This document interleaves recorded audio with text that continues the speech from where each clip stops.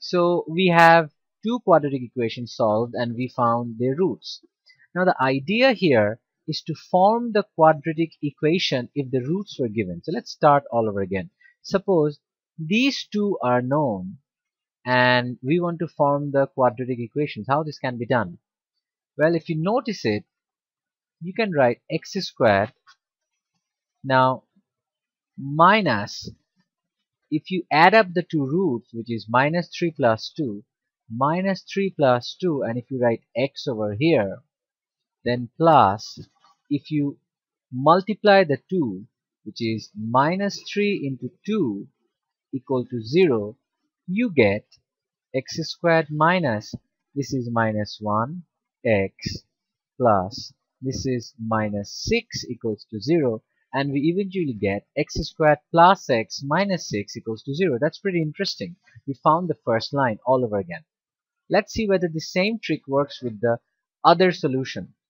So here we have, suppose we start with this. These are the roots of the quadratic equation. So let's use x squared minus, then sum of the two roots. Let's add it up. One is minus 4 plus the other is 3. Then we write x plus the product of the two roots. So one is minus 4 and the other is 3 equals to 0. So let's see what it turns out to be. This is x squared minus, so 3 minus 4 is minus 1x plus minus 4, 3 is minus 12 equal to 0. So this is going to be x squared plus x minus 12 equals to 0. So this is exactly the original equation. We got it back.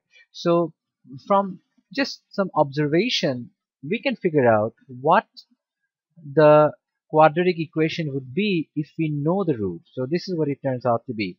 If x1 is one of the roots and x2 is another root, then the quadratic equation would be x squared minus sum of the roots, which is x1 plus x2, x plus product of the root, which is x1 into x2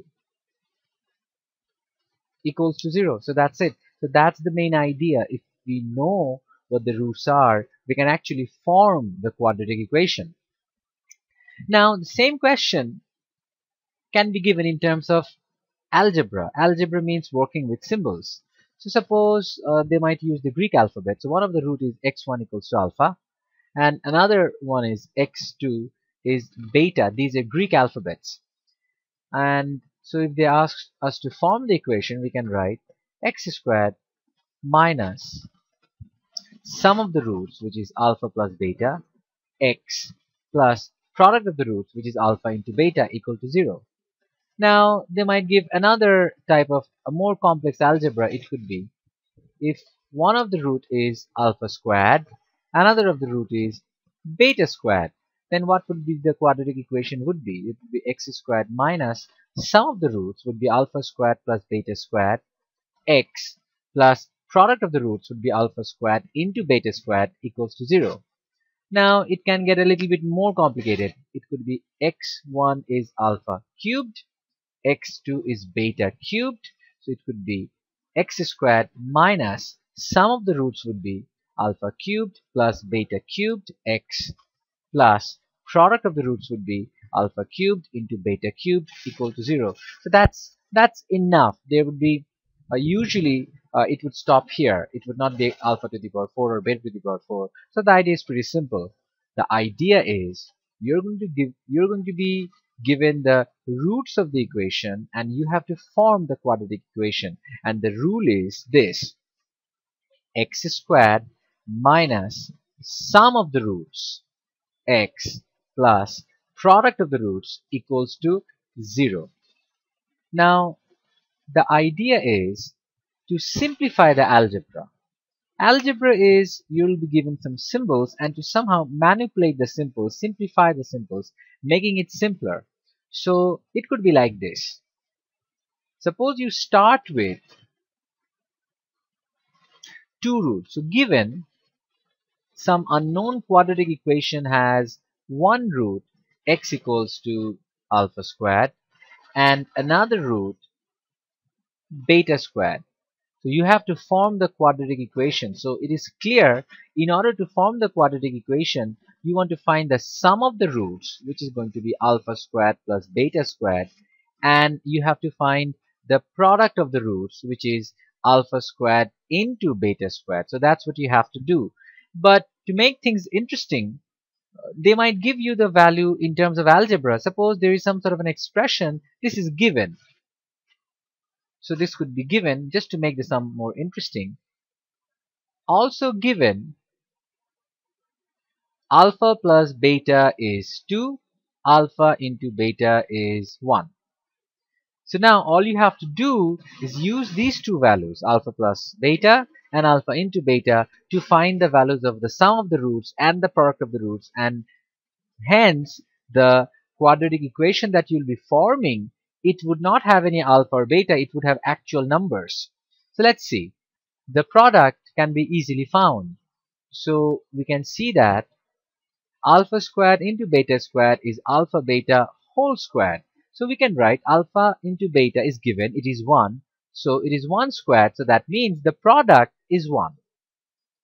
Now what about the sum of the roots? How can we somehow write alpha squared plus beta squared in the format of alpha plus beta equals to 2 or alpha into beta into 1? Well, this can be done using some simple algebraic tricks.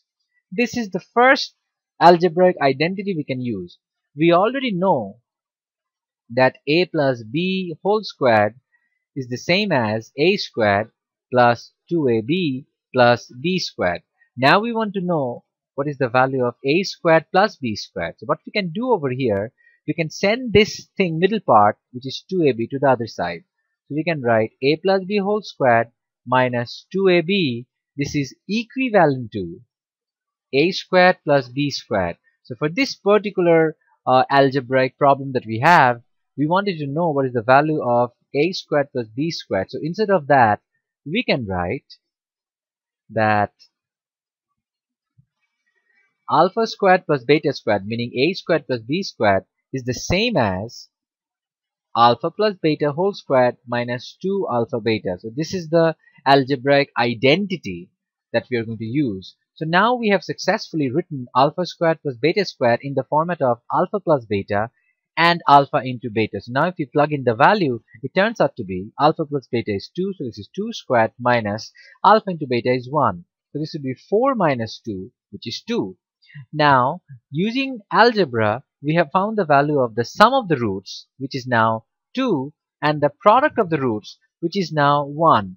So hence, we can write down the equation, the quadratic equation, in terms of numbers. It would be x squared minus sum of the roots, which is 2x, plus product of the root, which is 1, equals to 0.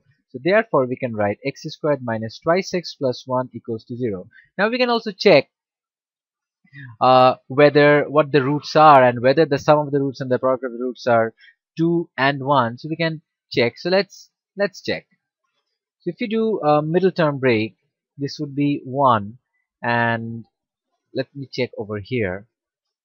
So this would be a squared plus 1 1 the 1. So this would be minus x plus 1 equal to 0. So if you take x common, it would be x minus 1. If you take 1 common, it would be x minus 1 equals to 0. So it turns out both the roots are going to be 1.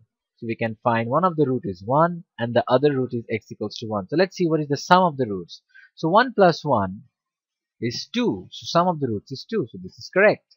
The other one is product of the roots. 1 into 1 is 1. So the product of the root is also correct. So you see, this sum is correct. Let's do another example. So suppose given for an unknown quadratic equation, one of the root is in algebraic terms alpha cubed and another of the root is beta cubed. So your job is to form the quadratic equation. So you know the rule. So the rule is this: if you want to form the quadratic equation, it is x squared minus sum of the roots x plus product of the roots equals to 0. So this is the main rule for forming the quadratic equation. So this is the main rule. So all we have to do is find the sum of the roots and product of the roots. So let's do that. So first of all, sum of the roots. So sum of the roots is alpha cubed plus beta cubed. And the product of the roots would be alpha cubed into beta cubed. Now, again, like before, additional information would be given. So suppose it is given that alpha plus beta is 1 and alpha into beta is 3. So we have two additional information given to make the algebra simpler, so that when we form the equation it would not have cumbersome alpha cubed and beta cubed, but instead it would have numbers. So for making the algebraic simple, this information is given. So let's try to use this into our question. So what we have here, alpha cubed into beta cubed, is alpha beta whole cubed. So that means alpha beta is 3. We can just write 3 cubed, which is 27. Next, we have to break this tough algebraic identity into a form that is alpha plus beta, and also which is alpha into beta. So let's see. Now, this one is an identity that you need to memorize. It's an algebraic identity. It says that a cubed plus b cubed is the same as a plus b times a squared minus ab plus b squared. If you multiply this, you'll see that it turns out to be a cubed plus b cubed. There's another identity that is useful, which says a cubed minus b cubed is identical to a minus b, which is a squared plus ab plus b squared. So these are the two identities. So let's use this identity to crack this open. So the first thing we can write, it is alpha plus beta, and then we can write alpha squared minus alpha beta plus beta squared. So alpha plus beta is going to be 1, we already know. And this can be rearranged and written as alpha squared plus beta squared minus alpha beta. Now alpha beta is 3, so I'm going to put the value here 3.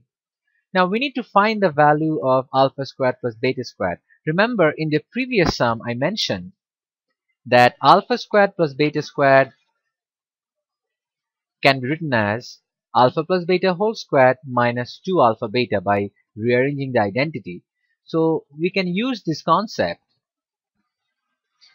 We can say we know alpha squared plus beta squared is alpha plus beta whole squared minus 2 alpha beta. So alpha plus beta is 1. So this would be 1 squared minus 2. Alpha beta is 3. So this would be 1 minus 6, which is minus 5. So alpha squared plus beta squared has a value of minus 5. So the sum of the roots would be 1 into, so alpha squared plus beta squared is minus 5.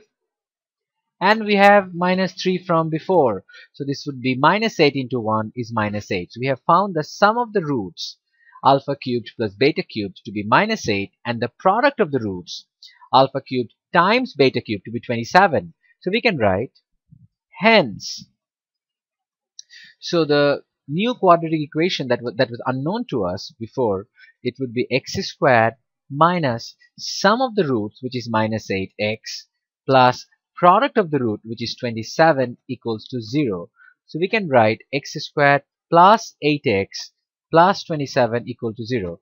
It is important to remember that the coefficients here has to be integer. It cannot be, usually they want the format to be in integer. So even if it is a fraction, you need to simplify it further so that they're integers. Sometimes all you might be asked to do was find the value of the expression. So suppose it is given that you have to find the value of alpha minus beta squared.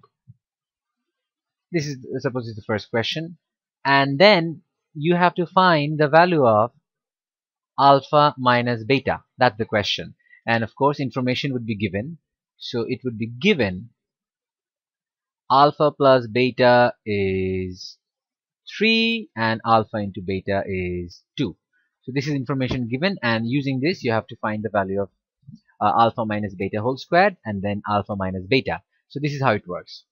Now the first thing, take a look here. You can just break this down by a minus b whole squared. So this would be alpha squared minus 2 alpha beta plus beta squared. Now you have to find the value of alpha squared plus beta squared. You remember the identity. It says that so a squared plus b squared is identical to a plus b whole squared minus 2ab. So this is an identity that you can use over here. And that turns out to be, we can write the alpha squared plus beta squared together, and let me write down the two alpha betas separately. So what we can do here, we can write alpha squared plus beta squared as alpha plus beta whole squared minus 2 alpha beta. So this is what we are writing. Instead of a squared plus b squared, we are writing a plus b whole squared minus 2ab. So this is what it is. And remember, there was already a 2 alpha beta before. So we can write alpha plus beta is 3. So this would be 3 squared minus 2 alpha beta. 2 alpha beta is 4 alpha beta. And 4 is 4. So alpha beta is 2. So this would be 9 minus 4 to the 8. So the value would be 1. Now the next question, it's a special question. Now this is how you do it. You have to remember this one. This one is not directly using some identity. We write it as square root of alpha minus beta whole squared. That's it. So the square root and the square cancels off. So it turns out to be alpha minus beta. So square root of, now in the previous sum we already found alpha minus beta whole square is 1. So alpha minus beta would be square root of 1, which is 1.